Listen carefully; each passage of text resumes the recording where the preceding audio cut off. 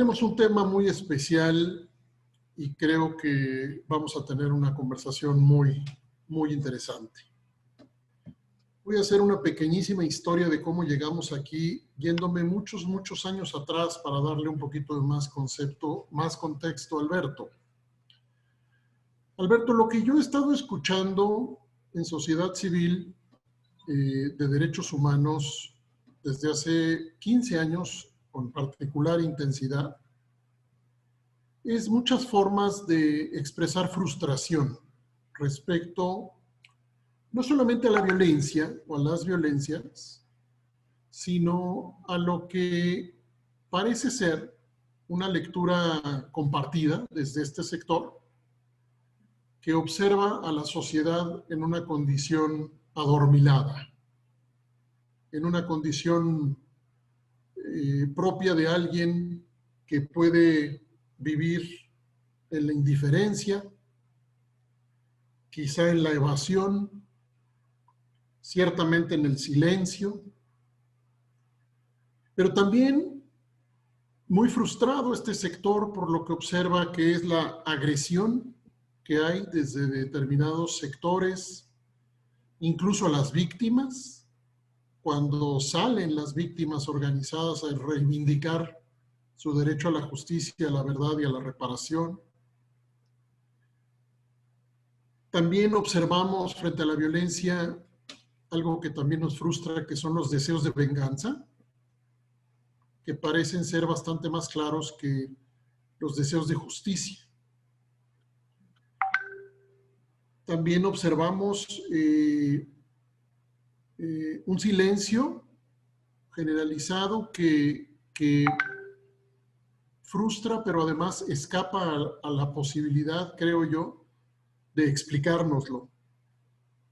Así que le hablamos a Alberto para tratar de entender mejor qué nos pasa personal y colectivamente frente a las violencias y qué podemos hacer con eso, qué podemos entender y cómo podemos trabajar con eso.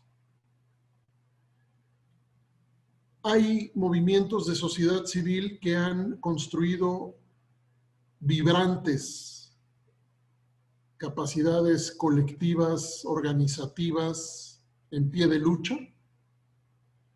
Ahorita les platico que me ha tocado, he tenido la invitación para formar parte de un equipo de apoyo a la promoción de este nuevo documental que saldrá, que se llama Te nombré en silencio, y que habla de la historia de las rastreadoras, las madres que están ellas mismas buscando y cavando en las fosas para encontrar a sus hijas y a sus hijos. Y parte de la narrativa que nos decían quienes produjeron este documental es construir conciencia social frente a la violencia. Es solo un ejemplo.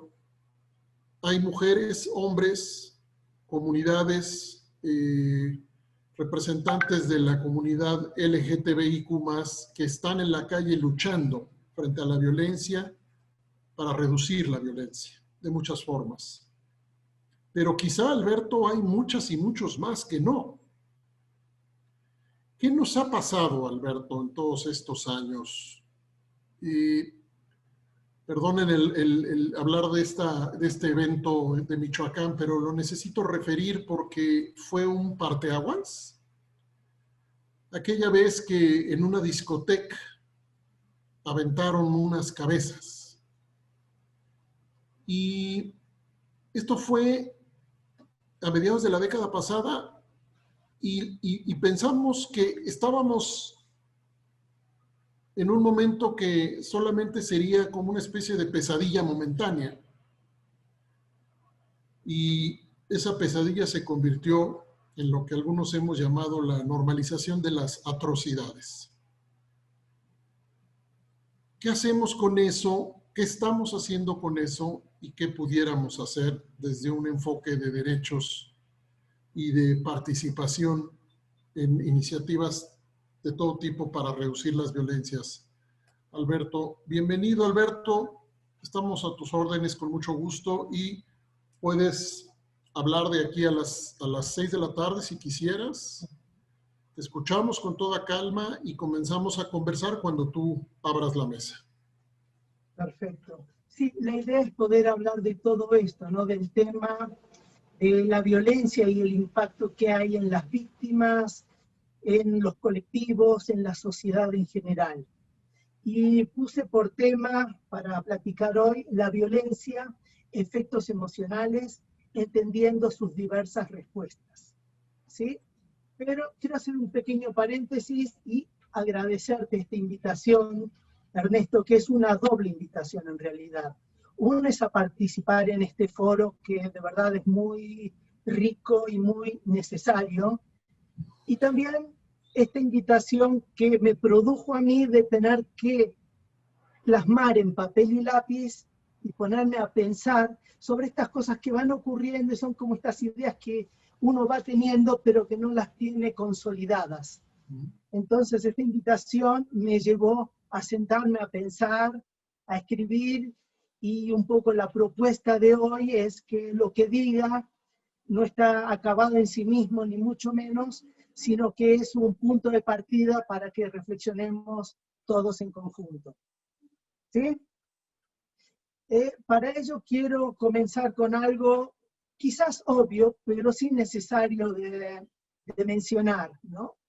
Que es que la violencia se produce en un montón de ámbitos y según donde ocurra tiene una denominación. Entonces, la violencia que ocurre en las familias o entre integrantes de la familia la llamamos violencia familiar.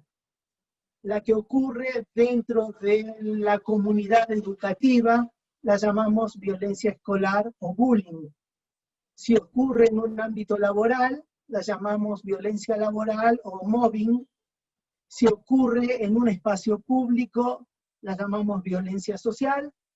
Y si es aquella violencia que produce el Estado por acción o por omisión, es violencia estructural, ¿no? Y uno de los tipos de violencia estructural que se presenta es la no brindarle a la ciudadanía la posibilidad de salir a la calle con libertad, poder salir y disfrutar de los espacios públicos, cuando el deber de las autoridades es justamente ese, garantizarnos esta libertad. Entonces, esto es una violencia por omisión, ¿sí? El no hacer lo que le toca hacer. Y nosotros hoy nos vamos a referir a estos últimos dos tipos de violencia, a la social y a la estructural, ¿sí? Y vamos a hablar de los actores que se requieren, que aparecen en los episodios de violencia, ¿no? Hay uno o más agresores, hay víctimas, víctima o víctimas. Siempre hay una diferencia de poder. El agresor va a agredir cuando se siente que por algún motivo es más fuerte que la víctima. Y hay un montón de motivos que puede llevar al agresor a sentirse más fuerte. Por ejemplo, si hablamos de una extorsión telefónica, pues el anonimato del teléfono del cual hablan y el factor sorpresa son los factores de poder que tienen para poder timar a la víctima, ¿sí? O si se ocurre un asalto en la vía pública, pues quien está teniendo un arma está teniendo más poder. Y en el caso de la delincuencia organizada, además de haber una persona que porta un arma, hay toda una estructura detrás que lo sostiene, y hay también un sentido de pertenencia. Quien va a agredir, quien va a cometer un asesinato o un intento de asesinato, pues tiene todo un sentimiento de pertenencia detrás, de que corresponde a una institución, si así lo podemos llamar, a la delincuencia organizada, que lo ampara, lo protege, y es más, le da órdenes, y en esta línea vertical de tener que cumplir órdenes, se deslinda de responsabilidades, pero está ejerciendo este mandato con el poder que le da las armas. Hay una víctima que es quien sufre, y aparece un tercer actor, que son él o los testigos. Si hay un asalto en la vía pública y una persona va caminando por la calle, el solo hecho de ver ese asalto lo convierte en una persona responsable. ¿No? Responsable, ¿por qué? Porque va a inclinar la balanza en favor de un lado o del otro. Entonces, si sigue de largo como si nada estuviera ocurriendo, está inclinando la balanza en favor del agresor, porque no está deteniendo la agresión. Esto es si se siente con las fuerzas emocionales como para poder enfrentarlo. Pero si no se siente con las fuerzas emocionales, siempre queda el recurso de tomar una foto, ir y hacer una denuncia en el Ministerio Público para que quien sufrió y estuvo en una desventaja, en un desequilibrio de poder, se pueda hacer justicia y se puede equilibrar la balanza, ¿no? Esto es lo que marca en realidad lo que debería de suceder. No es lamentablemente lo que ocurre. ¿Por qué? Porque si ese testigo va al Ministerio Público a hacer la denuncia, lo más probable es que no prospere. Lo mismo pasa con estos colectivos o las víctimas que sufren la violencia, que se acercan al gobierno exigiéndoles respuestas, e incluso muchas veces con propuestas concretas.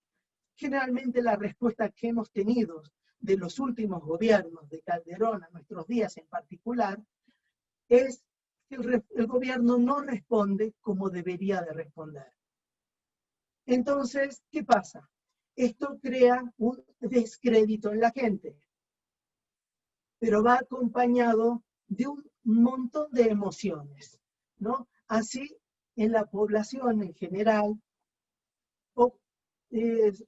se desencadena la desesperanza, la impotencia, la angustia, el dolor, la frustración, la indignación, desesperación, desconfianza, enojo, desilusión, solo por citar quizás las más importantes. ¿Cuántas emociones se nos disparan? ¿Cuántas? Y me voy a detener por un instante en las dos últimas, en la desilusión y en el enojo. En la desilusión, y aquí quiero compartirles quizás dos momentos que yo he tenido una gran desilusión. Supongo que cada uno de nosotros deberá tener las suyas, pero yo quiero compartirles las mías. Dos desilusiones grandes separadas en el tiempo. La primera es allá por el año 2004, cuando hubo una marcha masiva contra la inseguridad, no sé si la recordarán, que salimos todos vestidos de blanco, que fue un domingo y el Zócalo estuvo a reventar. Pero tan lleno estuvo que las calles aledañas, había gente que no llegaba al Zócalo porque las calles aledañas estaban llenas. No sé si lo recuerdan, pero para mí ese fue un momento sumamente conmovedor y mi sensación era, el día de hoy, por aquel día, es un parteaguas. Esta es una demostración a las autoridades de que estamos hartos y de que algo distinto va a pasar. Y no ocurrió nada. Esa fue una gran desilusión mía. Y la segunda, ya mucho más cercana en el tiempo, tuvo que ver con el triunfo electoral de López Obrador, cuando él dio un mensaje de paz, cuando él se acercó a las víctimas, estuvo horas y días escuchándolos y daba este mensaje de paz, de que con su gobierno las cosas iban a cambiar. Y yo estaba de verdad tan ilusionado que el 1 de diciembre del 18 fuimos a Los Pinos, un ratito antes de las 10 de la mañana estuvimos allá, emocionados entramos a Los Pinos, siendo de los primeros, viendo todo este fervor ciudadano y toda esta ilusión de que algo distinto iba a pasar. Y de verdad yo estaba sumamente conmovido y sumamente ilusionado. Y cuando toma el poder y saca a los militares a la calle en forma masiva, porque todos sabemos cómo incrementó y cómo está incrementando la presencia militar en todo el país, plum, se me vino una gran desilusión. Y la otra emoción es el enojo. El enojo que tiene que ver, lo voy a poner en este diálogo que hay, o en este intento de diálogo que hay con los presidentes, ¿no? Con Calderón, con Peña Nieto, con López Obrador, donde las víctimas, los familiares de las víctimas, todos los colectivos que luchan y que defienden la paz y que promueven que este país pueda volver a ser un país tranquilo, pacífico, se acercan a dialogar, y quiero subrayar la palabra diálogo, con las autoridades. El diálogo no ocurre. ¿El diálogo qué es? El diálogo es, yo hablo y tú me escuchas, y tú hablas y yo te escucho. Y producto de lo que yo te digo y tú me dices, vamos reflexionando en forma conjunta, vamos construyendo ideas, caminos, propuestas, opciones de solución. Y esto es lo que se pretende cuando se busca hablar con estos gobiernos, con estos presidentes. Y la respuesta es que no hay diálogo. La postura de los presidentes ha sido y es el tú habla. Si yo estoy en condiciones de estar presente cuando tú hablas, pues tú hablas. Pero yo soy el dueño de la verdad, yo sé cómo hay que responder, no como tú me digas, no como un diálogo, sino como yo, presidente de la República, digo que así debe de ser la solución, ¿no? Una solución que tiene que ver con un no escuchar.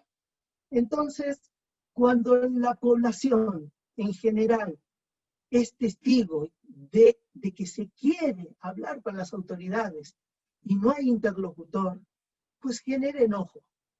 Y claro, es un enojo muy grande, porque estamos con todas estas emociones recientemente mencionadas, y entonces, ¿qué hacemos? ¿Qué hacemos? Porque ¿para dónde vamos?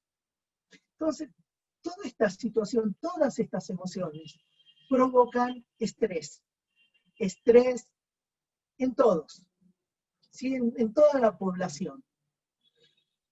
En determinadas personas podrán dar un efecto somático, es decir, podrán tener problemas, trastornos en el dormir, en más o en menos, insomnio o hipersomnia, podrán tener problemas en el comer, estarán inapetentes o comerán en demasía, podrán tener pesadillas, problemas intestinales, colitis nerviosa, úlceras, jaquecas a repetición, en fin.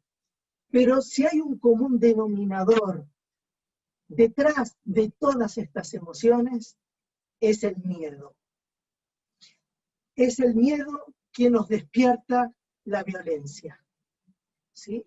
Y la violencia tiene un efecto directo en las víctimas, en los familiares de las víctimas, en los amigos más cercanos, en los vecinos más cercanos, y luego se va extendiendo a la población en general a través de los medios de comunicación y también a través del efecto contagio que produce, ¿no?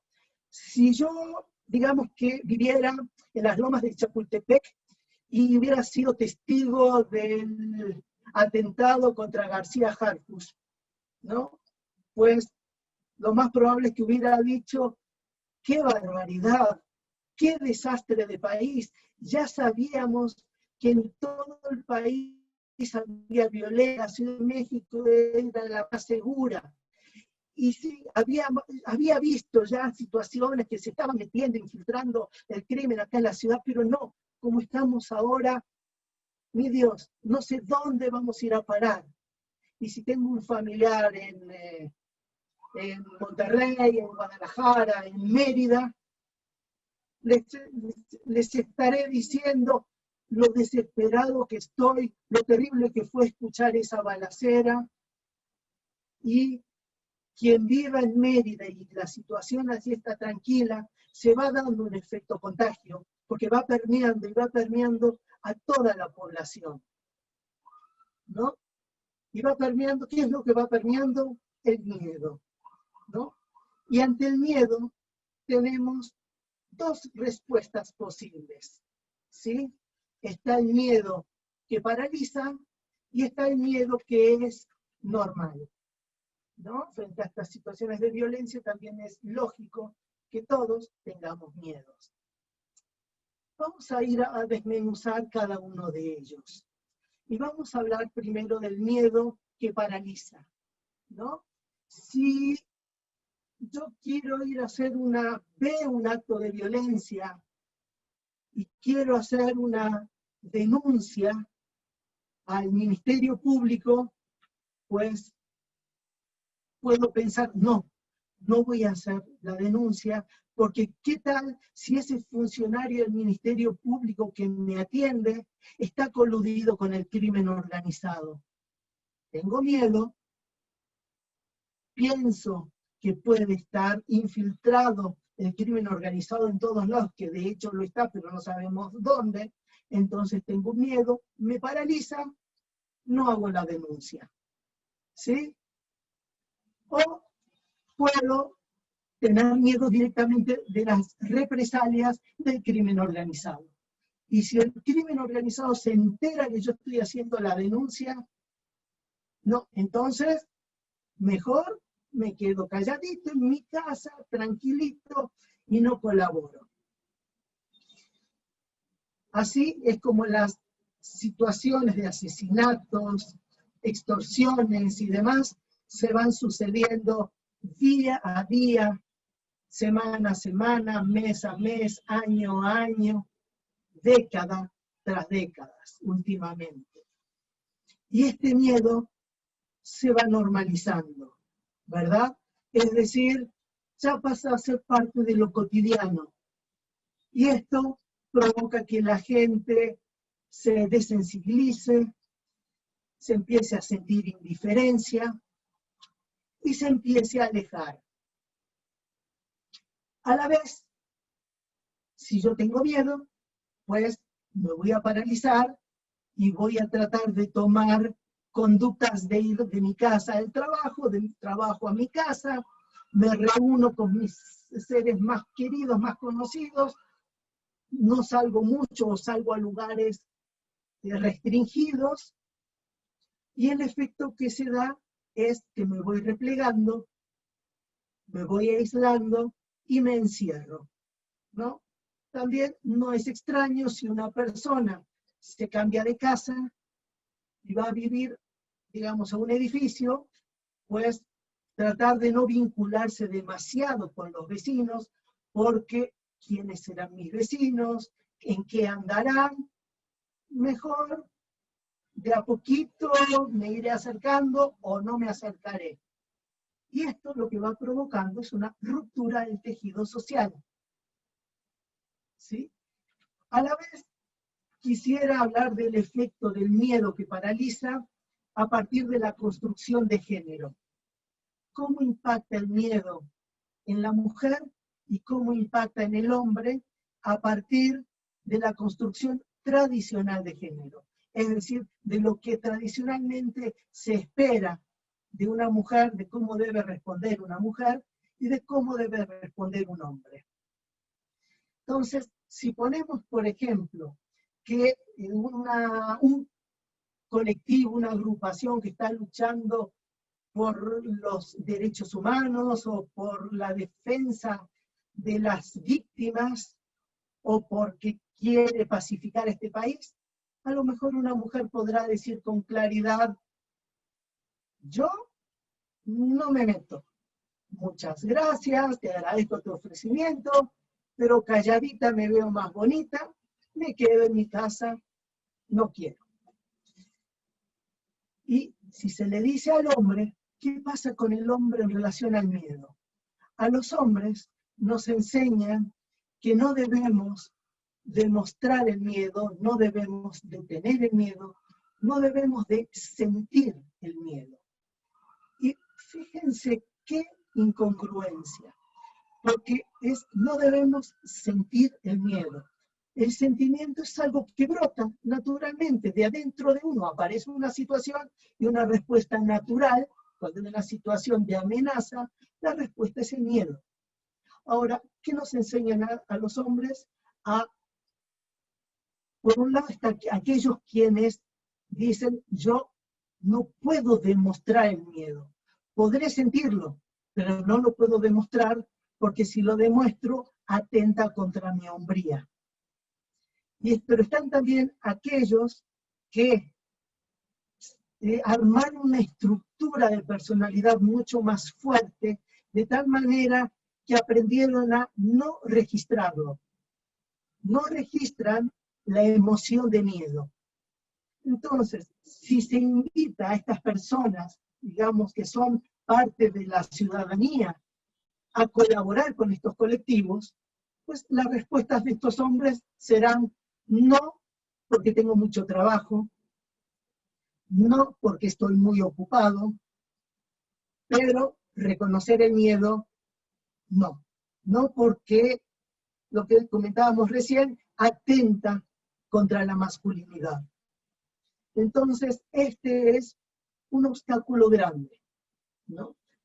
La consecuencia de todo este miedo que paraliza en todos es que llega un momento en que la sociedad se empieza a hartar y le empiezan a exigir al gobierno lo que esta gente no puede hacer, que es, queremos respuestas por parte de ustedes. Y entonces cuando el reclamo va hacia las autoridades de impartición de justicia o de gobierno, pues aparecerán estos reclamos solicitando medidas autoritarias. Queremos pena de muerte. Queremos que salgan todos los soldados a la calle y que maten, que revienten a la delincuencia organizada, utilizando esta política de venganza. Esto que decías hace un ratito, Ernesto, ¿no? Es decir, bueno, queremos venganza, como si los problemas de violencia se solucionaran a través de la violencia. Y todos los que estamos aquí presentes sabemos que esa no es la forma de construir paz. Que hay otras formas, ¿no? Pero bueno, me quiero detener un momentito aquí en lo que es el miedo que paraliza. Al ratito lo voy a retomar para focalizarme en el miedo normal. El miedo normal, ¿qué es? Ocurre un episodio de violencia y lo más natural que tengamos miedo. Vuelvo al ejemplo del atentado hacia García Harfuch, ¿no? Entonces, si yo viviera en las lomas de Chapultepec, viviera en un edificio que no tiene vigilancia, pues algo que a mí me va a dar tranquilidad sería que contratemos en el edificio personal de vigilancia para que estemos más seguros y así continuar con nuestra vida. O si la empresa de seguridad que tenemos no es lo suficientemente buena, pues puede ser el momento ideal para decir, ok, vamos a cambiar de empresa, pero nosotros necesitamos algo que nos dé más tranquilidad y seguimos con nuestra vida. Dentro de esta gente que enfrenta la violencia, la enfrenta en su cotidianeidad, pero también hay muchos que la enfrentan en actitudes propositivas, queriendo hacer algo para que la violencia desaparezca, ¿no? Y es esta gente que empieza a escuchar a las víctimas, es esta gente que empieza a armar colectivos, empieza a unir, empieza a estructurarse entre sí, se van articulando en determinados momentos con otras organizaciones similares y van generando un activismo social y a la vez promueven lo que se está dañando, ¿no?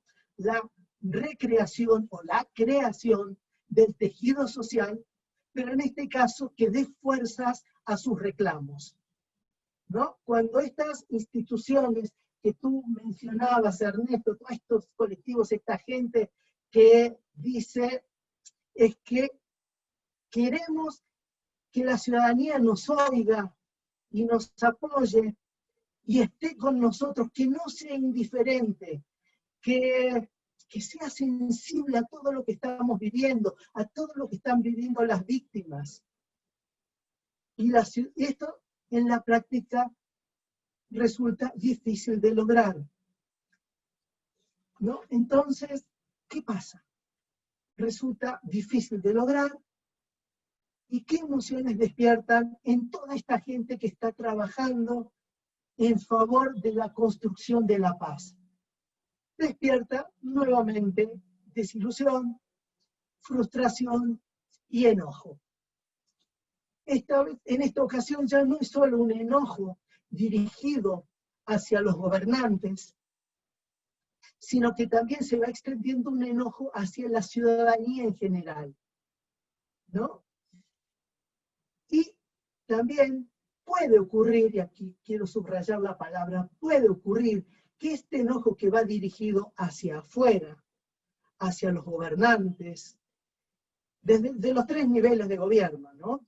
Como también hacia la ciudadanía en general, también puede ocurrir que haya un enojo volcado hacia uno mismo.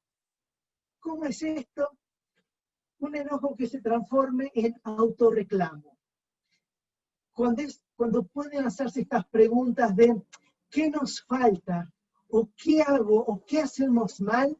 Que no logramos la adhesión de la ciudadanía, ¿no? En esto, sí, bueno, ahora vamos a retomar este tema, ¿sí? Pero bueno, esto puede ocurrir y sí lo quiero poner sobre la mesa porque tenemos que estar atentos para poder cuidarnos, ¿no? Para que todos estos colectivos, toda esta gente, las víctimas que están luchando por defender sus derechos o por defender la justicia, no se lastimen a sí mismos, ¿sí? Ahora, ¿cuál es la consecuencia de todo esto? ¿Qué pasa en las víctimas y en todas las agrupaciones de la sociedad civil que están peleando por un México mejor? Pues puede ocurrir que haya una posible ruptura o alejamiento con el gobierno.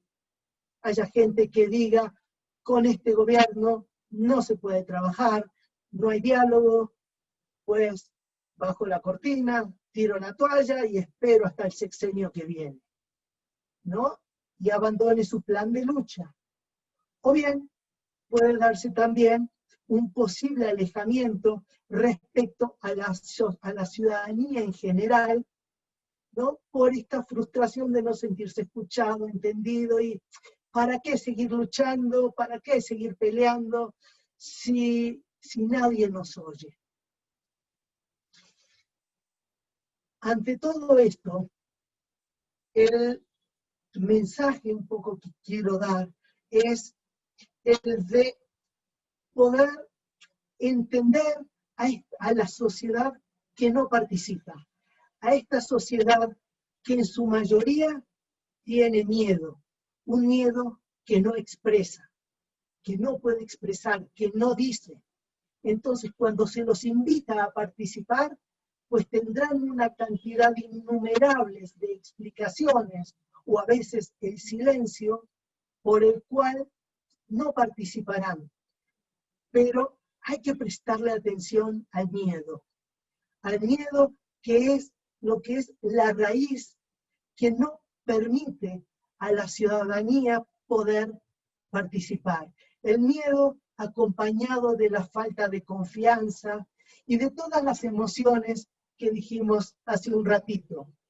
Si descreemos de las autoridades, si descreemos de las instituciones, también eso genera como una falta de energía, falta de ganas y falta de compromiso para querer participar.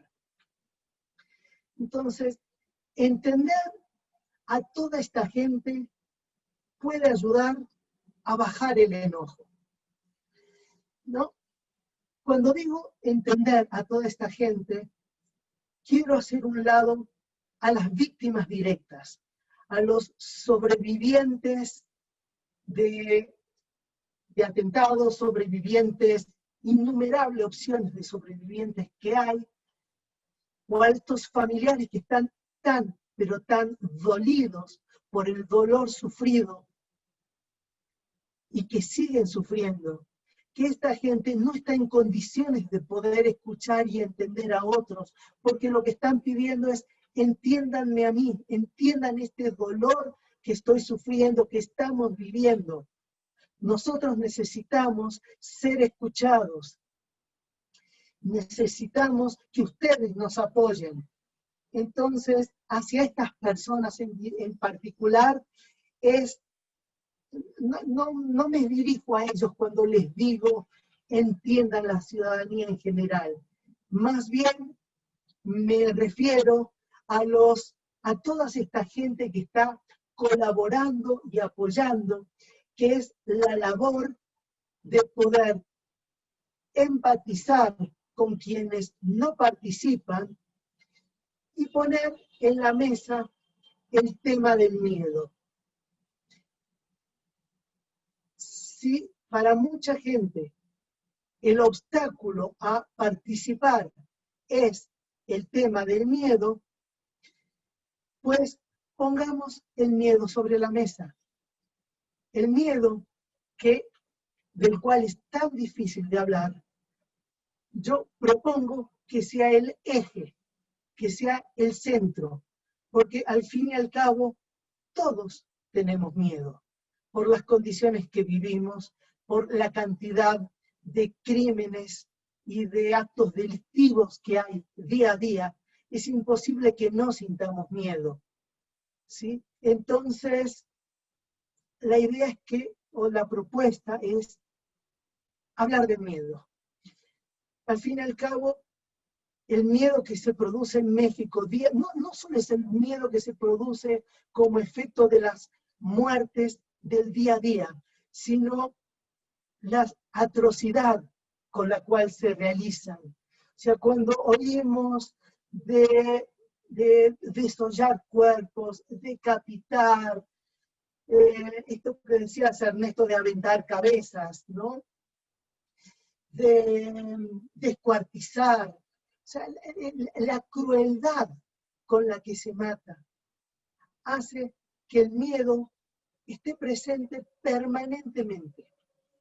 Entonces, un poco mi propuesta es poner el miedo sobre la mesa, que podamos hablarlo, acercarnos a aquellos referentes de comunidades, de aquellos líderes, sentarnos a hablar con ellos, cuáles son los miedos que tienen. Entiendo que muchas veces es difícil, que es un tema complejo, pero un poco es como ir viendo el camino de cómo poder abordarlo entre todos, ¿sí? Es incluso poder compartir las herramientas que todas estas personas presentan como herramientas, como estrategias, es decir, yo sí tengo miedo, pero estoy haciendo algo, poder compartir estas herramientas internas que cada uno de nosotros tiene como para decirles, fíjate, lo que a mí me ayuda a combatir el miedo es hacer esto o hacer esto otro. Y que cada quien pueda ir y que podamos ir armando entre todos un diálogo de los miedos. ¿Miedos a qué? Y miedo, ¿y qué hago yo para poder enfrentar este miedo? Y que podamos dialogar entre todos sin tenerle miedo al miedo, sino que el miedo sea el arma, digamos, que pacifique, que ayude a pacificar para poder esclarecer este país y que podamos tener una construcción que nos vaya ayudando a tener un tejido social más fuerte, más sólido. Pongo el tema sobre la mesa, lo dejo aquí planteado para que debatamos el tema. Quiero empezar por decir que no hay hombres hoy en la sesión. Es la primera vez desde el primer cafecito, que no viene un solo hombre a la sesión. No es menor, no es menor. Desde lo poco que yo pueda entender de la relación masculina con las emociones, los hombres tenemos muchísimo miedo al miedo. Muchísimo miedo al miedo, yo lo tengo. Segundo comentario, voy a compartirles una cita porque quisiera pedirte que hablaras un poquito del miedo a la muerte, colectivamente significada de alguna manera la muerte. Me compartieron esta cita recientemente, donde el pensamiento de la muerte ha sido materialmente realizado, donde la muerte es trivial, burocrática y cotidiana,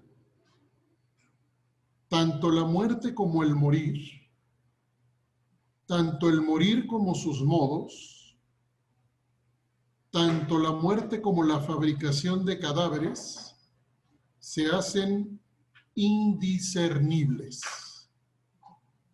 Indiscernibles. Esto lo compartió un colega que está pensando continuamente en la muerte, en las atrocidades, y se está preguntando qué le está pasando a la gente. En esa búsqueda de una respuesta o posibles respuestas mirando a la colectividad. Si quieres, hacemos algunos comentarios más, Alberto, antes de regresar contigo. Claudia quiere comentar algo y, por supuesto, bueno, tenemos, ok, Elena apuntada y quien quiera, pues adelante, ¿no? Claudia, ¿te pasas para acá o desde allá? ¿Me escuchan? No, pero estoy bien. Se oye mi voz y yo me da. Ok, ¿no? listo. Alberto, yo tengo muchas preguntas. Dijiste, el miedo se va normalizando y la gente se desensibiliza y se va alejando. Y entonces hay una especie de ostracismo en el que la gente se encierra y hay un miedo colectivo. También dices que el miedo es muy difícil de hablar y entonces, bueno, este vínculo, ¿no? De miedo que provoca la desensibilización, que provoca el alejamiento, que lleva tal vez a la indolencia o al no... Es decir, toda la gente que se aísla no tiene la capacidad de condolerse o es más miedo al miedo. No sé si estoy haciendo algún sentido. No, sí entiendo. Pero, ¿cómo dialogar entre todos cuando hay un miedo generalizado que nos aísla, nos enconcha y nos aleja? ¿Cómo romper ese caparazón que nos tiene a todos guardados en nuestra casa sin podernos dirigir ni siquiera la mirada? Sí, es un tema de verdad complejo, pero el tema es ir construyendo confianza. ¿Sí? A ver, voy a poner un ejemplo personal, en donde en nuestra casa nosotros tenemos un departamento y han habido una serie de robos en la cuadra, incluso en nuestro edificio se metieron un día a la madrugada a robar llantas. Nosotros, los vecinos, decidimos unirnos y poner entre todos cámaras en la cuadra. Poner 8 cámaras.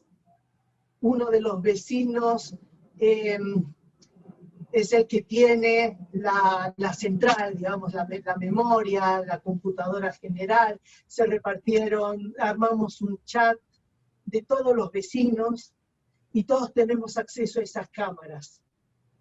Entonces, esto es como un ejemplo de algo que se puede hacer: construir confianza, acercarnos, romper esta indiferencia, es crear redes de protección, ¿no? Pero esto implica el dar el paso para poder acercarnos, hablar y poder escuchar. Y poder decir, yo tengo miedo, yo estoy asustado, escucharte a ti, Claudia, que tú dices, yo también estoy asustada porque fíjate lo que pasó. Y así vamos hablando entre todos y todos descubrimos que todos tenemos miedo. Entonces, si todos podemos hacer algo, entonces nos vamos a reunir y decimos, ok, nosotros vamos a hacer esto que está a nuestro alcance para sentirnos mejor. Estamos construyendo ciudadanía, nos estamos apoyando, nos estamos protegiendo y estamos haciendo algo para poder romper el miedo. No sé si estoy respondiendo a tu pregunta. Elena, por favor. Bueno, a mí me hace mucho sentido todo lo que estaba diciendo Alberto. Es indudable que tenemos un largo tiempo experimentando toda esta serie de violaciones gravísimas a derechos humanos, una criminalidad al alza, de manera que es un miedo muy justificado y ya hay diferentes estudios que han dicho, que han analizado lo que Alberto nos está diciendo. Pienso, por ejemplo, en una autora que no sé si Alberto conoce, que se llama Tani Adams, que ella analizó en contextos de violencia crónica a partir de la guerra en Centroamérica, cuáles eran las reacciones que tenía la gente, y era esto justamente lo que se observaba, ¿no? Que ante el miedo la gente se aísla y se vuelve muy individualista. Pero lo mismo pasa porque hay tanto dolor. Quienes han sido víctimas de violaciones graves también han podido constatar que es una cosa complicadísima. Ellos están sufriendo un terrible dolor, sobre todo si tienen un familiar que ha sido asesinado o desaparecido. Pero ese dolor es todavía más grande porque la gente que está alrededor, e incluso la que no está alrededor, no quieren oír hablar de eso. Entonces no les permiten un poquito poder elaborar eso. Entonces se cansan y comienzan a rechazar y le dicen, bueno, ya deja eso por la paz. Entonces es realmente muy terrible, y yo diría que además habría que agregar en este momento, por supuesto, a todos esos miedos que él ya describe por la inseguridad, pues los miedos de la pandemia, por supuesto, ¿no? Que nos tienen encerrados, que se genera mucha incertidumbre, que no sabemos cuándo va a acabar esto, que no sabemos si alguien va a enfermar alrededor, o sea, como que se suma una situación sobre la otra y unos miedos sobre los otros. Y con respecto a lo que señalaba Ernesto, bueno, es también un fenómeno bastante conocido, esto de que los hombres se animan menos a tramitar, elaborar, hablar, reconocer sus emociones, porque por supuesto tiene que ver con la manera con que los hombres y las mujeres somos socializados de diferente manera, es decir, somos introducidos a la sociedad de diferente manera. Al hombre no se le permite llorar, no se le permite temer, tiene que tener valor, no puede tener miedo, y todo eso justamente hace esto. Un público que estamos compuestos en su mayoría por mujeres, porque los hombres, bueno, incluso, bueno, yo soy psicoanalista, y entre los psicoanalistas es súper conocido el fenómeno. Llegan a consulta de psicoanálisis, de cada 10, 9 son mujeres, pero de esas 9 que son mujeres, la mitad de ellas al menos vienen cargando los problemas de los hombres que no quieren llegar ahí, que no quieren hablar de eso, y son las mujeres las que llegan cargando ese costal de cosas porque los hombres no se animan a hacerlo. O sea, como que tiene que ver mucho con estas cuestiones que Alberto nos está hablando y que a mí me hacen mucho sentido, ciertamente. Uh-huh. Alberto. Sí, coincido con tus palabras, Elena. O sea, con los hombres, pues se nos está vedado prácticamente todo tipo de emociones, ¿sí?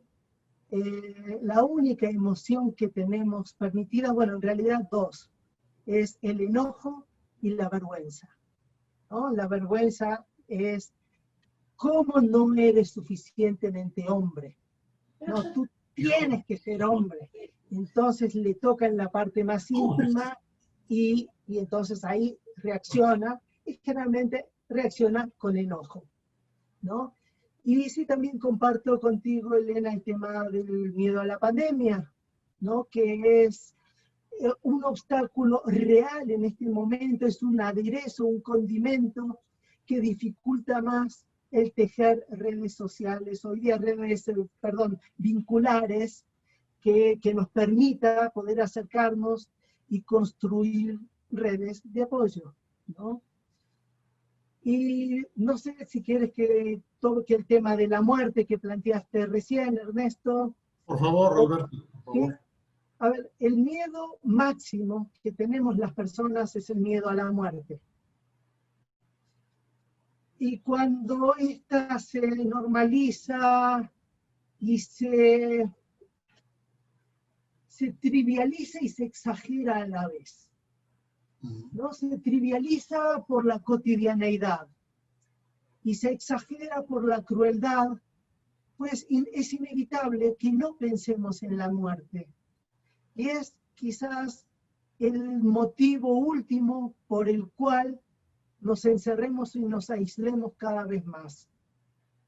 Porque podemos tener miedo al dolor, miedo al sufrimiento, pero miedo a la muerte es lo más terrible que una persona puede tener.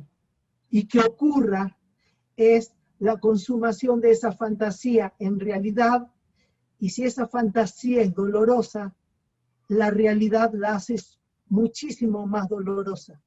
Y si es cruel, pues más dolorosa todavía, que es lo que lleva a estas víctimas directas a tener sed de venganza, ¿no?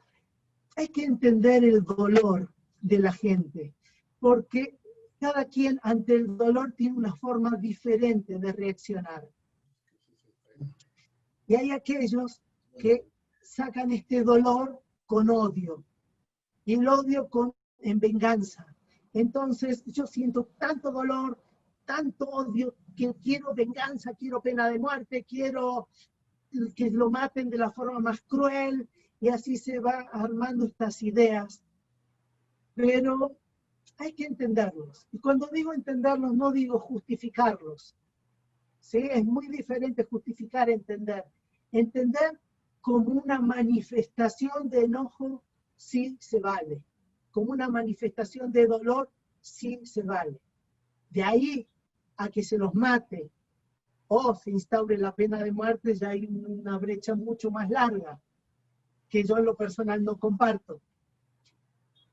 Pero sí me quedo como con esta parte de poder escuchar a esta gente tan lastimada, tan dolida, y poder decir, sí los entiendo, y puedo entender estas expresiones de venganza, siempre y cuando sean solamente expresiones. Tenemos 3 colegas, mujeres muy jóvenes, acompañándonos hoy. Las 3 colaboran con el programa de seguridad ciudadana. Y en algún momento, si quieren, alguna de ustedes, quiero invitarlas a escuchar su voz desde su mundo, desde su generación, desde su experiencia, desde su vivencia. Mientras lo deciden, si así quieren hablar, yo quiero, si puedes regresar, Alberto, a lo que dijiste respecto a no registrar la emoción del miedo. No registrar la emoción del miedo.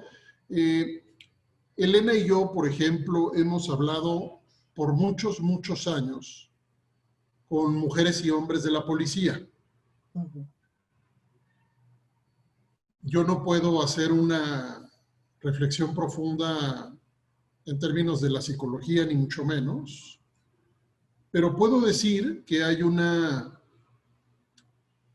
conjunto de rituales, creo que son, asociados a la capacidad de enfrentar el miedo, superar el miedo, dominar el miedo, esconder el miedo, negar el miedo, todo eso. Estamos en estos aparatos de seguridad con personas armadas en la calle que toda su vida probablemente han estado en la calle armadas y que han vivido cosas inimaginables para nosotras y nosotros. ¿Hay alguna forma también de construir un punto de negación? Eso lo pregunto respecto a ese tipo de vivencia. Y por otro lado te pregunto en general a lo que tú referiste de por qué alguien no registraría el miedo. Alberto. A ver, le daría dos tipos de respuesta. Una desde el tema de los policías, ¿no? Los policías reprimen o niegan el miedo porque lo necesitan para su trabajo. ¿Sí? Esto, hay un analista argentino, bueno, ya fallecido, Enrique Pillon Rivière, que él hablaba de disociación instrumental. Esto es disociar para poder trabajar, ¿no? Así como un médico cirujano, cuando va a operar, se desensibiliza del miedo cuando va a abrir el cuerpo del paciente, un policía aprende a disociar su miedo porque no le permite trabajar. Entonces, es un reprimir o esconder el miedo para poder ser efectivo en su labor. Y para eso es entrenado. Y un policía va a ser eficiente si realmente puede reprimir el miedo. ¿Sí? Esto es respecto a los policías o quienes tienen un trabajo. Digamos, también puede ser aplicable hacia el delincuente que mata. Aquella persona que es contratada para matar, también tiene esta disociación. Yo me someto al riesgo de matar a alguien y dejo mi miedo al lado porque tengo que matar a fulanito. Y está el otro miedo que voy a hablar en líneas generales de la gente, de estos hombres que tienen vedado el miedo porque la masculinidad se construye. Para ser hombre, el proceso es que En los primeros años de vida del niño, del varón, se le permite al niño expresar las mismas emociones que la niña. Llora un niño de 2 años o 3, si llora no pasa nada. Digamos, se le van permitiendo cosas, pero conforme va creciendo, se lo va moldeando para que no vaya sintiendo. Porque ¿cuál es el riesgo si un hombre expresa sus emociones? Pues que lo tilden de marica, ¿no? De afeminado, tal vez. Entonces, que incluso pasa con los homosexuales. O sea, a los homosexuales se les retira la condición de hombre, ¿no? A ese nivel, ¿no? Entonces, la hombría se tiene que ir demostrando día a día. En estos hombres que sienten amenazada su masculinidad.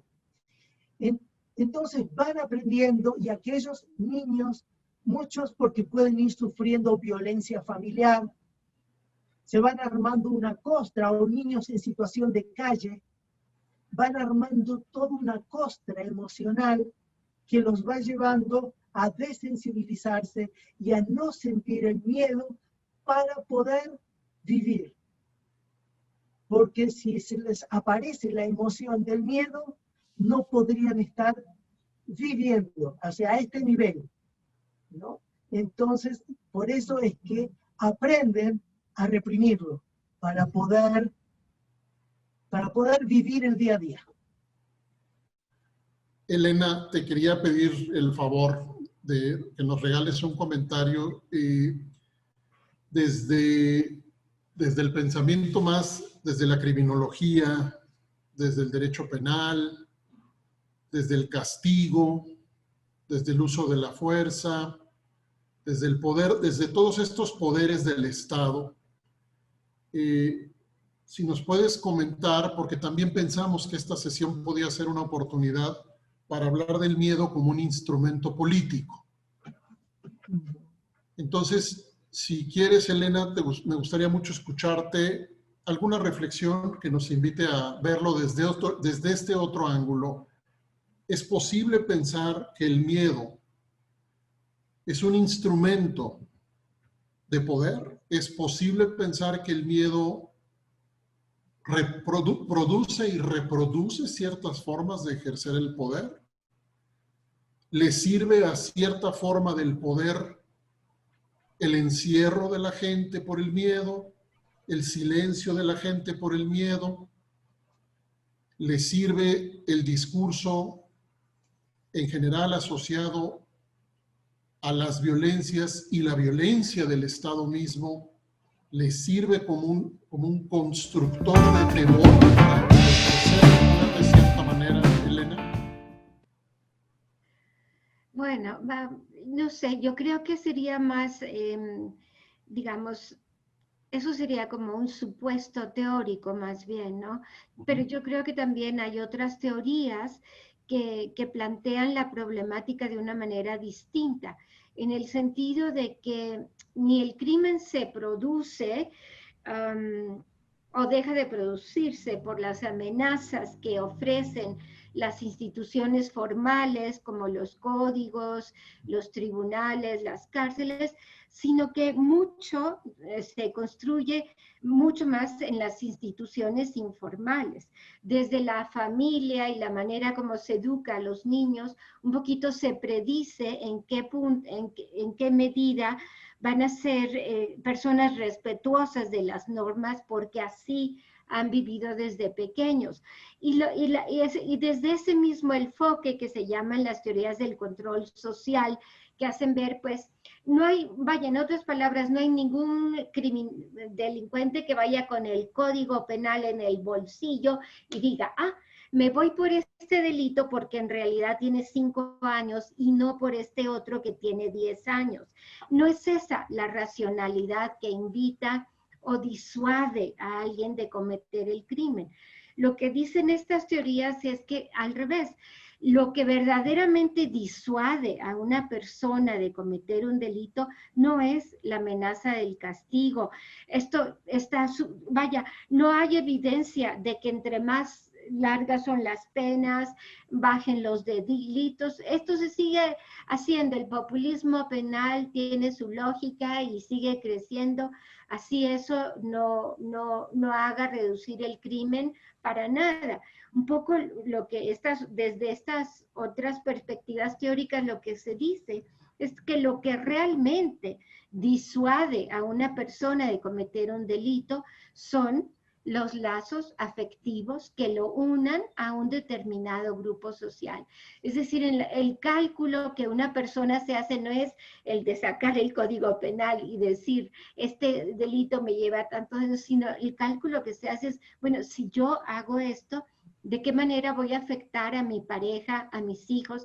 ¿Qué va a decir mi abuelita, mi tía, mis vecinos, mis hermanos? Eso es lo que realmente puede disuadir a una persona.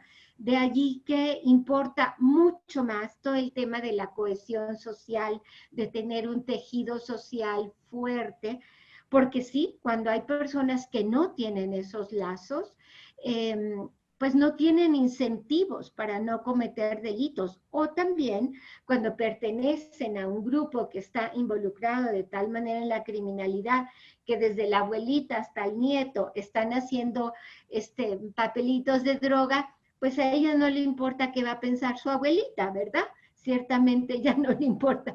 Entonces son, bueno, diferentes teorías de cómo analizar esto. Pero en realidad, claro, que el miedo es un instrumento de poder poderosísimo, que además es justamente el que utilizan los grupos delictivos. Lo que ellos producen es terror y esa es la manera de dominar que ellos tienen y esa es la manera por la que no es lo mismo matar a alguien de un tiro que de 100 o descabezarlo y poner los pedacitos por todos lados. Esos son los instrumentos que también esos grupos utilizan. Entonces, en un sentido, sí, tanto el Estado como los grupos delictivos pueden utilizar el miedo, pero no es el único razón o no razón para cometer o no cometer delitos. Eso sería más o menos.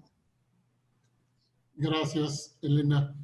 Hemos revisado últimamente algunas publicaciones recientes, aunque hay otras que tienen mucho tiempo repitiendo la desesperanza, la insatisfacción respecto a la democracia y a las instituciones, Alberto. Algo de lo que hablaste brevemente en tu exposición. Ojalá podamos reflexionar un poco sobre el efecto colectivo al paso del tiempo de la percepción de inutilidad, quizá, de las instituciones frente a un relato que yo no sabría exactamente cómo se significa a nivel colectivo respecto a eso que llamamos justicia.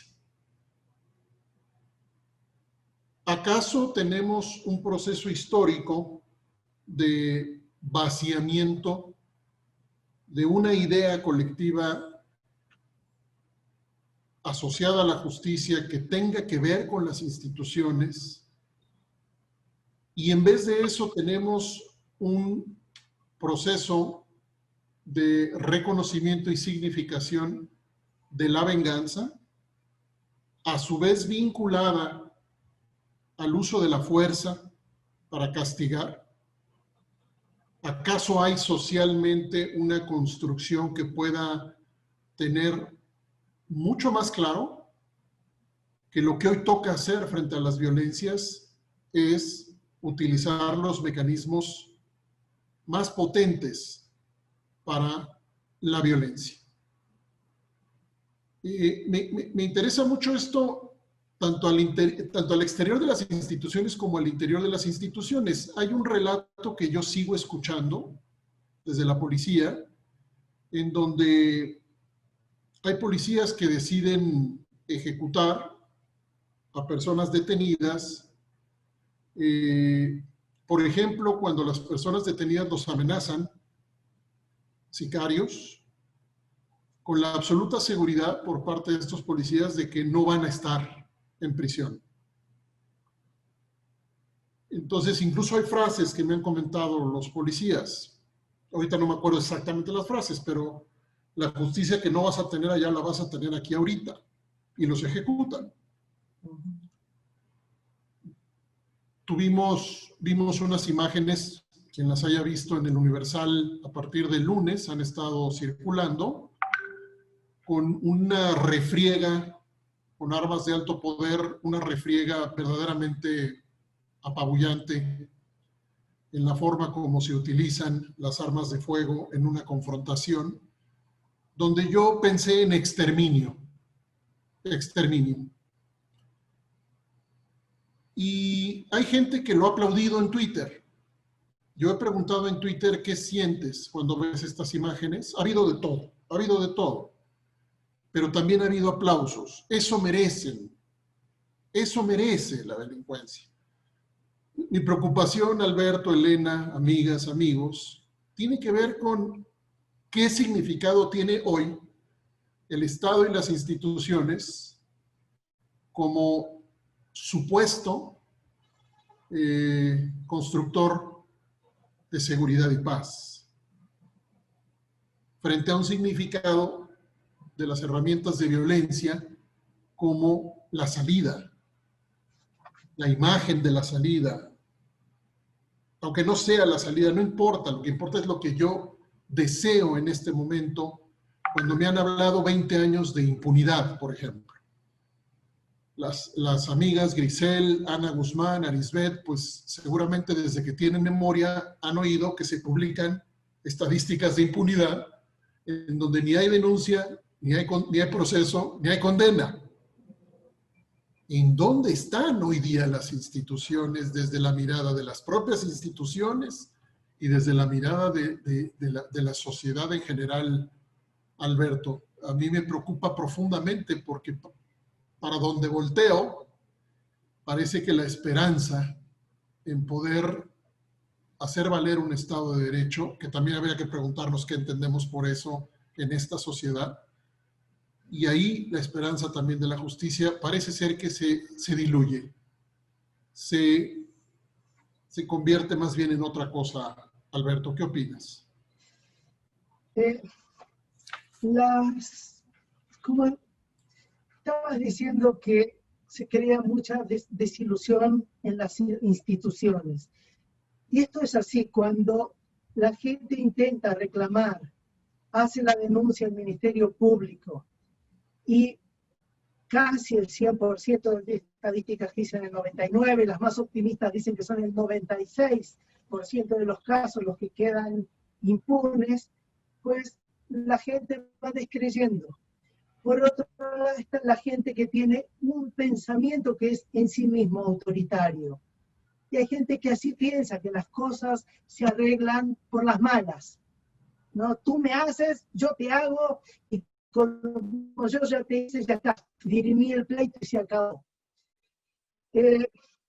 Hablaste de confianza en las instituciones, y las instituciones están conformadas por personas.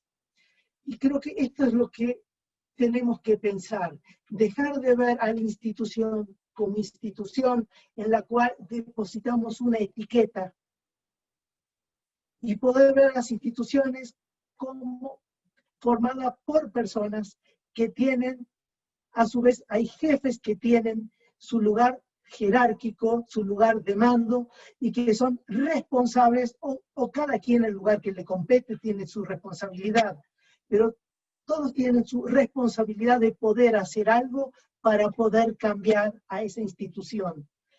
Creo a la vez que hay una dinámica donde la sociedad desconfía de las autoridades, de las instituciones, las personas que conforman esa institución se hacen eco de esa etiqueta que la ciudadanía le pone y responden acorde a esa etiqueta. Entonces, si alguien desconfía de la institución y dice, yo no voy a ir al Ministerio Público a declarar porque ¿para qué?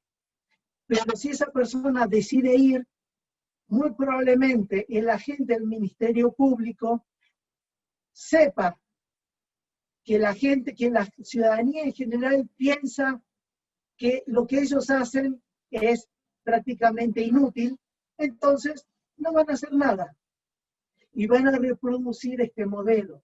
Hay que hacer todo un trabajo interior en cada una de las instituciones de gobierno y en las instituciones de impartición de justicia para poder ir cambiando esa etiqueta, ir adquiriendo un lugar de responsabilidad, que el lugar que cada uno les toca es un lugar muy importante. Y es muy importante para poder ir cambiando la imagen que se tiene de esa institución. Entonces, es que es un trabajo que hay que hacer muy de picar piedra, ¿no? Pero un trabajo que vaya de las instituciones hacia la gente y de la gente hacia las instituciones en una forma dialéctica, en la que puedan ir construyendo una imagen diferente. ¿Sí? Una imagen que pueda servir para poder hacer algo por los demás y que la gente empiece a sentir confianza y que esa desilusión se transforme en ilusión. ¿No? Pero es todo un camino. Una de las discusiones que hemos trabajado juntos, Claudio y yo, en varios proyectos y que muchas otras personas han trabajado, tiene que ver con promover la prevención de las violencias. Me gustaría pedirle a Claudia que comente un poco más respecto a las violencias a edad temprana y qué ha dicho la prevención respecto a precisamente la intervención a edades más tempranas. ¿Qué tipos de intervenciones resignifican las violencias?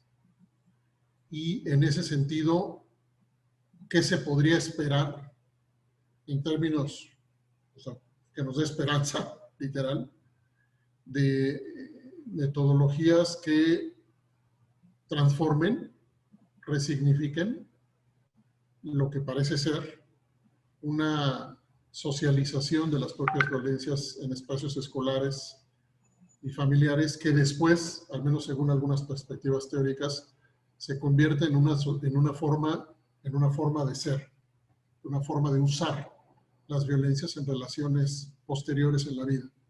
Si esa es la historia de vida en la que se ha estado, ¿no? Entonces, ¿puedes comentar un poco sobre eso?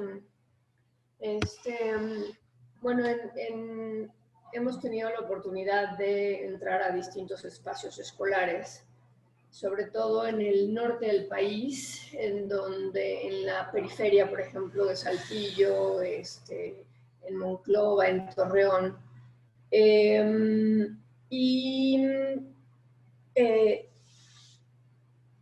Al interior de las escuelas hay un desazón y una desesperanza de chicos de 12 a 15 años, muy impresionante, que reproduce en mucho lo que se vive afuera. Muchos de estos chicos llegan, hay casos así particulares, ¿no? En donde llegan a reproducir la violencia vivida en casa de una forma, o sea, vimos dos cosas muy claras. Una, los chicos que son violentados en su casa y que llegan a violentar a la escuela, o bien los chicos que son violentados en casa y que son reviolentados en la escuela por sus pares. Nosotros hicimos algunas intervenciones más integrales en donde trabajábamos proyecto de vida, donde trabajábamos sexualidad, trabajábamos noviazgo, un montón de cosas que son importantes en esas edades. Y lo que vimos fue que al nosotros acercarnos no solamente con información, sino con una cuestión de formación y de este intento que decían tanto Elena como Alberto de formar redes y de construir o de reconstruir el tejido social al interior, ¿no? Los chicos, por ejemplo, porque las familias afuera tenían bronca, ellos tenían bronca adentro, ¿no?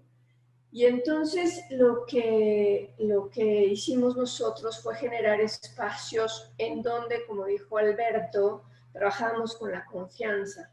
Los chicos podían llegar ahí a tocar, por ejemplo, emociones que no podían tocar afuera. Incluso en una de las escuelas de Saltillo, un chavito asesinó a otro dentro de la escuela. Y el trabajo que se hizo al interior de la escuela para, pues primero por la cuestión traumática, pero después para que no se siguiera fraccionando y no siguiera esta escalada de violencia, porque los papás ya se estaban, por supuesto, afuera de la escuela, también, o sea, ya se habían amenazado y demás.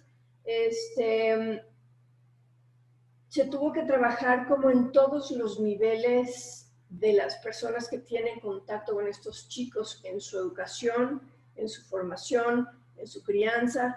Se trabajó con papás, se trabajó con maestros, con docentes, con directivos, con las personas de mantenimiento de administración y demás para lograr esta parte de la reconstrucción de la confianza, Alberto. Y vimos, por ejemplo, que muchos chicos con problemas académicos, pues en realidad el problema académico era lo de menos que vivía ese chico, ¿no?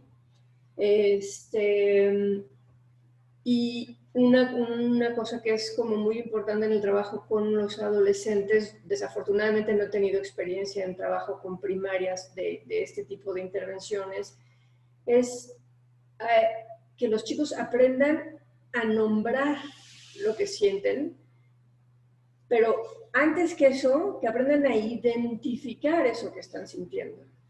¿No? Muchas veces no saben que lo que están sintiendo es angustia, por ejemplo, ¿no? Es una angustia terrible y ellos creen que es enojo y no es enojo, es una angustia espeluznante, ¿no? Y entonces, bueno, pues el trabajo es como, tiene que ser transdisciplinario para lograr como resanar o resarcir o pues convocar, ¿no?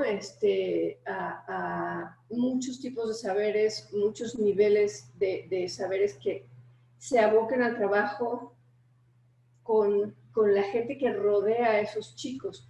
Tuvimos grandes resultados en estas escuelas, por ejemplo, de Saltillo, que fue donde pudimos estar más tiempo y pudimos darle más seguimiento al asunto. Hubo grandes resultados, como incluso la disminución del embarazo adolescente y la deserción escolar. Pero como todo, la política pues se acaba, ¿no? Se consideró que había que invertir esos recursos en otras cosas, pero creo que la participación de sociedad civil, de autoridades escolares y de las instituciones es importante. El apoyo, por ejemplo, que recibimos nosotros de la SEP local para poder entrar a las escuelas y que nos dejaran literalmente tomar y hacer todo un plan integral con los chicos de primero de primero a tercero secundaria, fue muy importante. Entonces transdisciplinaridad para poderles dar atención, y luego el trabajo interinstitucional para responder a múltiples necesidades, ¿no? Muchas mamás, por ejemplo, sufrían violencia familiar, y entonces derivarlas a atención especializada, y a los con los señores no logramos nada, ¿no? Esa que es tu especialidad, ¿no? El trabajo con hombres violentos, no había instituciones que pudieran dar apoyo, por ejemplo, en el norte, ¿no? Arisbet tiene una pregunta. Hola, Gracias. sí, de hecho se conecta con lo que dice Claudia de cómo han trabajado en escuelas y en esos entornos. Y lo que yo quería preguntar es si tiene alguna experiencia en un colectivo, digamos, a pesar del miedo, cómo construir confianza, porque nosotros desde el programa, una de las intenciones es justamente trabajar en localidades, en ciertas comunidades, y pues esa es una de las primeras preocupaciones que personalmente y en equipo también nos llega, ¿no? De cómo hacernos responsables de esa parte sin dejarla pasar, porque sabemos la importancia de traerla a la mesa siempre. Y de manera ya como personal, pues por ejemplo en la pandemia, hablando de cómo uno en colectivo puede trabajar algunas cosas, pues a mí, por ejemplo, ahora lo que me hace falta mucho es pues los encuentros con amigas, en especial como con grupos feministas que siempre tienes ese espacio, ¿no? Para poner en la mesa como toda la parte de preocupaciones, miedos, etcétera, pero pues eso solamente yo lo he trabajado como más en un ámbito de, pues, activismo y de personal, pero no sé cómo conectarlo, cómo se conecta en cómo crear confianza con personas que tal vez no tienes esa cercanía, ¿no? Alberto. Sí. Te Gracias. comparto cómo yo construyo confianza. A través del juego. Hago actividades lúdicas en un inicio con la gente, y eso ayuda mucho. Juegos que tiendan a distender, ¿sí? Yo soy psicodramatista también. Soy psicólogo, psicodramatista. El psicodrama a mí me ayuda mucho a trabajar con grupos porque tiene una estructura donde el primer paso es el caldeamiento, es la preparación para la acción. Entonces, si hay que trabajar con un grupo y decir, bueno, vamos a trabajar X tema, pues es difícil arrancar, o si arrancan, generalmente arrancan unos pocos, y quienes participan son unos pocos. Entonces, caldear al grupo, o sea, prepararlo para una actividad, ayuda mucho para que después la actividad pueda funcionar bien.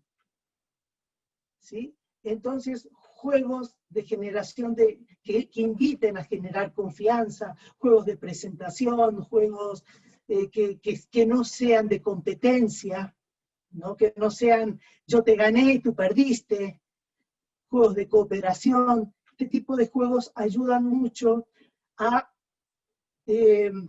poder trabajar el tema en cuestión.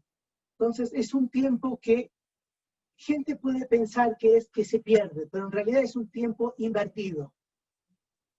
Y esto depende de las características del grupo o el plan que tengas, podrá implementarse en la primera reunión, o si son muchas reuniones, ir viendo cómo ir construyendo primero confianza, después integración, ¿sí? Y después que el grupo ya vaya trabajando solo una vez que el grupo, como se dice habitualmente, cuajó, ¿no? Tenemos aquí Perdón, Alberto, ¿terminaste? Sí, ya. Tenemos a Nacheli Ramírez, responsable de la Comisión de Derechos Humanos de la Ciudad de México, queridísima amiga, nos acompaña hoy, y le he pedido que nos comparta un poquito su perspectiva de todo lo que está oyendo. tanto desde su experiencia personal, si quiere, como desde su experiencia institucional con esta monstruosidad de ciudad en donde seguramente cualquier generalización es injusta, pero ¿qué nos está pasando por acá frente a las violencias y el temor? En tu lectura, Nacheli, que eres una sensible y aguda observadora, creo que estás todo el tiempo poniendo atención a qué tipo de personas somos, qué emociones tenemos, desde tu oficina, ¿qué nos puedes compartir, Nacheli? Gracias y bienvenida, querida. Hola. Fíjate que creo que muchas de las cosas que ha planteado Alberto, y igual las que planteó Claudia y la Elenita y tú, y las propias dudas de ahorita de la compañera, tejen sobre lo mismo que pasa básicamente y que está transcurriendo en esto de las violencias instaladas, yo digo las violencias instaladas en la ciudad, ¿no? Quisiera más bien... estaba yo pensando, sí, como hay algo que me causa, fíjate, asombro, ¿no?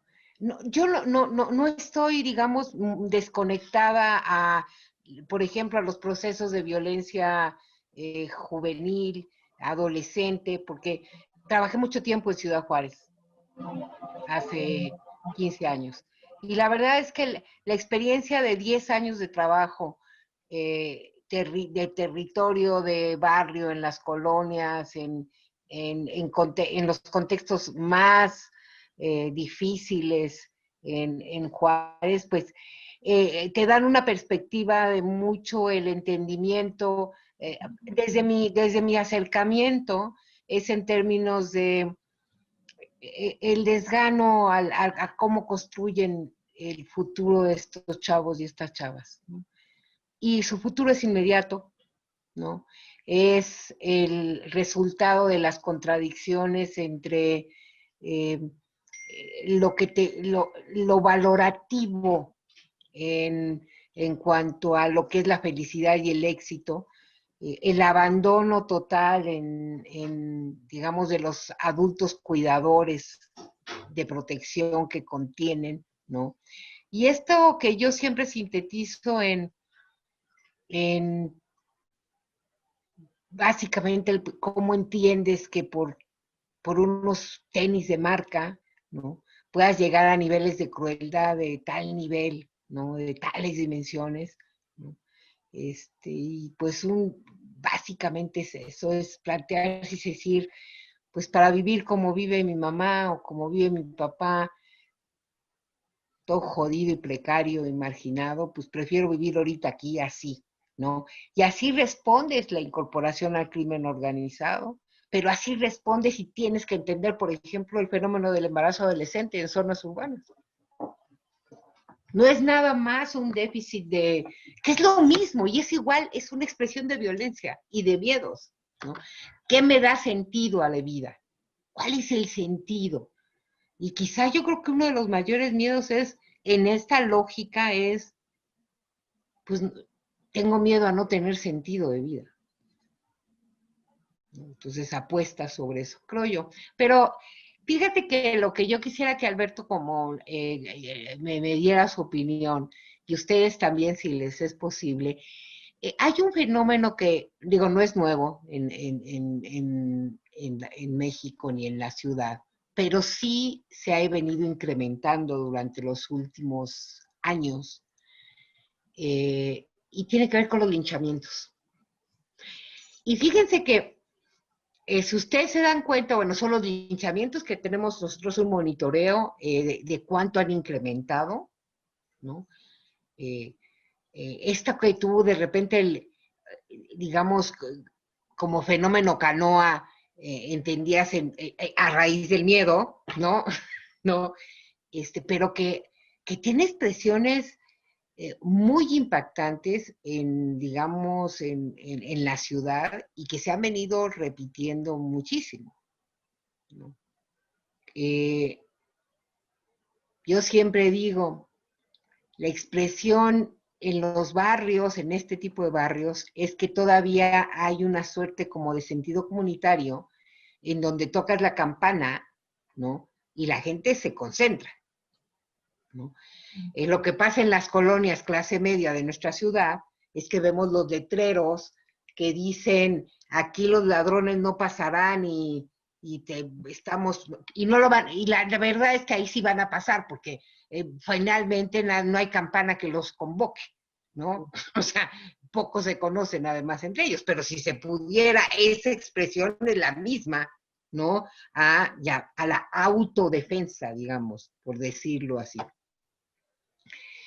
Y, por ejemplo, lo que hemos estado viendo en estos últimos días, no sé si lo ubican, yo creo que sí todas y todos, digo tú, ustedes dos y nosotras los ubicamos, es todas estas tomas de venganza en el transporte público donde están golpeando a la gente que quiso, ¿no? Hacia al ladrón que se quiso robar el celular, al que se subió a la combi y quiso robarles y le dieron una super madrina afuera, ¿no? Todas estas expresiones como más en lo tumultuario y que tienen una cosa muy impactante, que yo creo es, bueno, el fenómeno, pero aparte, puede derivado igual, puede ser igual del miedo, de la ausencia de protección, y entonces decir, lo tenemos que hacer nosotros, pero también cruzado por un nivel de ausencia de empatía muy cañón. Y cuando digo ausencia de empatía es, no hay arrepentimiento. El último caso más fregado fue en un barrio en Xochimilco, un cuate que además a la mera hora se vio que no era cierto que estaba robando al niño, que era sobrino de un vecino de ahí y que lo mataron, ¿no? Y tú llegabas al otro día y a los 2 días, y no nada más había este sentido de fuente ovejuna documentado hace mucho tiempo, ¿no? Sino también cuando ya les ponías las pruebas de este cuate era un muchacho que venía sobrino de una vecina, o sea, nada que ver, no había una pizca de arrepentimiento. Y a mí eso sí me da miedo, para que vean, ¿no? Eso sí me da miedo, en términos, de no saber, en serio, de tratar de explicar qué está pasando, cómo puede esto además prevenirse, detenerse y trabajarse, ¿no? Creo que por ahí está creo más bien una de mis preocupaciones como de escenario más extremadamente más preocupante ahorita en la ciudad. Sí, estaba pensando cómo responderte y se me ocurrió respondiéndote, poniéndome en el lugar de una de estas personas que ejecuta el linchamiento. Entonces me voy a personificar en lo que puede estar sintiendo esta gente y te voy a responder desde ahí, ¿va? ¿Sabes qué, Nayeli? Mira, yo no creo en la justicia. Acá nosotros no creemos en la justicia no hace nada. No creemos. ¿Sabes qué? Acá somos un grupo de cuates, entre nosotros nos apoyamos y nosotros nos defendemos. Y entre nosotros somos fuertes. Y nosotros hacemos la justicia que no hace el gobierno. Y si uno de mis compañeros dice que aquel señor que está allá fue el que robó, yo le creo a mi compañero. Entonces, él nos llama y nos vamos todos para allá y lo vamos a linchar porque se lo merece. Y como me siento fuerte, no siento culpa. Ni ninguno de nosotros sentimos culpa porque estamos haciendo justicia. Entonces, como las autoridades no saben y no hacen justicia, nosotros sí hacemos. Y si hacemos justicia, estamos bien. Entonces, nosotros no sentimos culpa. ¿Sí? Creo que este puede ser un intento de respuesta para poder entender ese lado de la agresión y este lado donde no hay culpa. ¿Sí? No sé si te checa esto que estoy diciendo.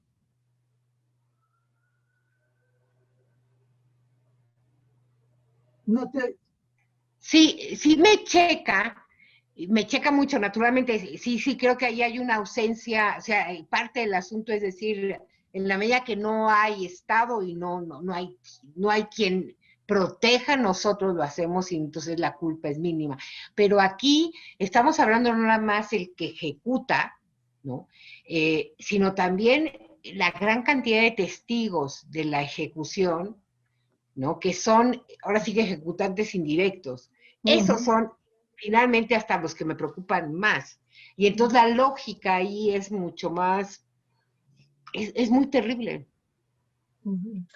Sí, es muy terrible y hay que trabajar mucho sobre los testigos, porque como dije en un momento de la plática, los testigos inclinan la balanza hacia un lado o hacia el otro. En este caso, los testigos inclinan la balanza en favor del agresor, en el ejemplo que estás dando. Entonces, ese compañero nuestro o esa persona que estamos viendo, él está haciendo justicia por todos nosotros y todos nosotros lo aplaudimos. Y entonces no sentimos culpa. Y la idea es trabajar, con una propuesta, es trabajar sobre los testigos. Cuando yo trabajo el tema de violencia escolar en las escuelas, hago mucho hincapié en el rol del testigo, porque el testigo es aquella persona que en las escuelas, lo menciono como que pueden hacer una denuncia solidaria, una denuncia no que es un chisme, sino una denuncia que ayuda a la comunidad a mantener la paz. Porque si hay una persona que está ejerciendo un acto de violencia, se genera un clima de miedo en la comunidad. Entonces, si esos testigos toman conciencia que ese hecho que está haciendo ese compañero, ese amigo, sobre ese supuesto delincuente, está incitando a la violencia. Es trabajar sobre ellos para concientizarlos de que la violencia no se responde así, que ellos tienen un lugar de acción donde están incidiendo en la violencia. ¿Sí? Entonces es mucho trabajar con comunidad, con la comunidad para concientizar sobre el lugar que tienen, porque estamos acostumbrados a pensar que quien es testigo solo ve. Y si veo, yo estoy afuera y no tengo nada que ver con lo que está pasando delante de mis ojos. Entonces es hacerles asumir la conciencia de responsabilidad que cada persona que ocupa el lugar de testigo tiene. Gracias, Alberto. Les voy a hacer una invitación para construir esperanza en esta última parte, ayudar a construir esperanza en esta última parte de la conversación. Son dos invitaciones. El programa de seguridad ciudadana acaba de convocar, junto con los demás programas de incidencia de la Ibero, a las jornadas por la seguridad ciudadana, otras voces, otras miradas. Quiero invitarlas a escuchar con una muy especial escucha, una escucha sensible, cuidadosa, auténtica, a Guillermo Palma, Rarámuri, del municipio Krill, en la Sierra Tarahumara, en Chihuahua, y escuchar a Yunuen Torres, comunera de Cherán. Tienen un saber y un conjunto de prácticas comunitarias, particularmente Yunuen, en términos de lo que Cherán ha logrado para responder exactamente en sentido opuesto a lo que describen a Schieli de los linchamientos. Yunuen explica las formas organizativas de Cherán, reconociendo sus contradicciones y su aprendizaje aún lleno de dificultades, pero trazando, Alberto, una manera de construir comunidad que parece absolutamente fundamental en términos de fundamentos de lo que es la comunidad. Tienen mecanismos específicos de cuidado colectivo, de protección colectiva, de seguridad y justicia colectivo, que tendrán seguramente muchas discusiones. No lo dudo, pero las invito a escuchar sus palabras. Y por otro lado, invito a leer este libro que se llama Un camino por la paz. No está a la venta. Pásenme un mensaje y se los hacemos llegar quien lo quiera. Vemos que nos lo den los amigos del Centro de Investigación y Acción Social, Jesuitas por la Paz, del CIAS. Yo las invito a mirar la metodología, a leer todo el libro, pero la metodología tiene una riqueza profundísima, pero además tiene un formato operacionalizado en municipios varios, donde han trabajado con un concepto diferente que pone en el centro a las personas y a su capacidad de construir colectivamente la paz. Es decir, sí hay manera, solo que si le ponemos atención a esta metodología, no hay manera donde no hay lazos de empatía. Exactamente lo que estaban diciendo. No hay manera. Hay que construir la empatía. Poner todos estos temas difíciles en clave colectiva de diálogo, comenzando por lo que Alberto decía, al miedo hay que ponerlo en el centro y hablar de él colectivamente. Yo quiero dejarles esta invitación en el canal de YouTube del Programa de Seguridad Ciudadana. Van a encontrar los 6 conversatorios. Empezamos con un conversatorio que nos dejó muy desesperanzados, con Raúl Sibeki, Luis González, María Teresa, recuérdame por favor, Arisbet, el nombre completo, Rodríguez Rejas, María Teresa Rodríguez Rejas. María José. María José Rodríguez Rejas, perdón. Empezamos con un reconocimiento del Estado como parte de la producción de violencia. Y nos fuimos hasta la última sesión al reconocimiento de las alternativas comunitarias a la violencia. Y esas alternativas no vienen de las prácticas occidentales. Las que encontramos en nuestros diálogos tienen que ver con los pueblos indígenas, que tienen una forma concreta de replantear los derechos humanos en clave comunitaria. Derechos comunitarios. Alberto, ¿nos regalas algunas palabras finales? Yo te agradezco otra vez muchísimo. Ha sido una mesa interesantísima. Espero que lo haya sido para ustedes también. Para mí, yo aprendí muchas cosas.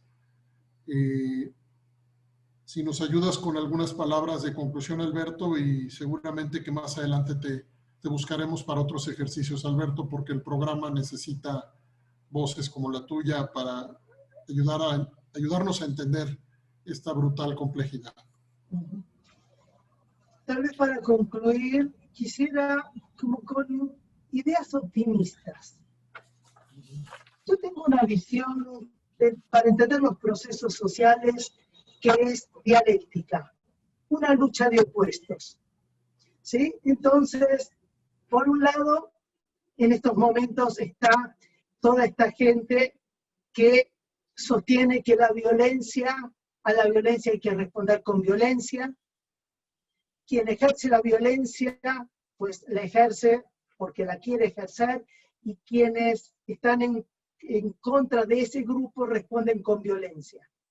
Entonces, de este lado está toda la gente que habla en términos de violencia. Ante este tema surgió y está surgiendo, y siento que va teniendo cada vez más fuerza, la gente que habla de responder a la violencia con la paz. Hoy día, en esta lucha de opuestos, está ganando quienes ejercen la violencia y con esta cultura de guerra, ¿no? Estamos aprendiendo a hablar de una cultura de paz. Y para poder hablar de una cultura de paz hay que ir construyendo puentes, construyendo tejidos, y es algo que se está haciendo. Lleva tiempo, no sé cuánto tiempo, porque bueno, esto es imposible de mensurar, pero yo confío que este espacio de construcción de paz, de cultura de paz, vaya a ir creciendo, y en algún momento en esta lucha de opuestos, esta parte se imponga y pueda haber en la sociedad mexicana una cultura de paz. Del mismo modo que a nivel internacional, en la primera mitad del siglo XX, a través de la guerra, y así es como surgió la Primera y la Segunda Guerra Mundial, después de ahí empezó a aparecer todo un movimiento en favor de la paz. Empezaron a aparecer los derechos humanos, a entenderse los derechos de la mujer, los derechos del niño, que tienen que ver con todo un lado de construcción de paz. Y que hoy día podemos decir que en el mundo guerras entre países no hay, que las guerras están focalizadas, y podríamos decir de alguna manera, y lo pongo entre comillas, de alguna manera, que esta parte de la cultura de paz hoy día está prevaleciendo sobre la cultura de la guerra. Y yo confío en que esto mismo, con el tiempo, en México también suceda.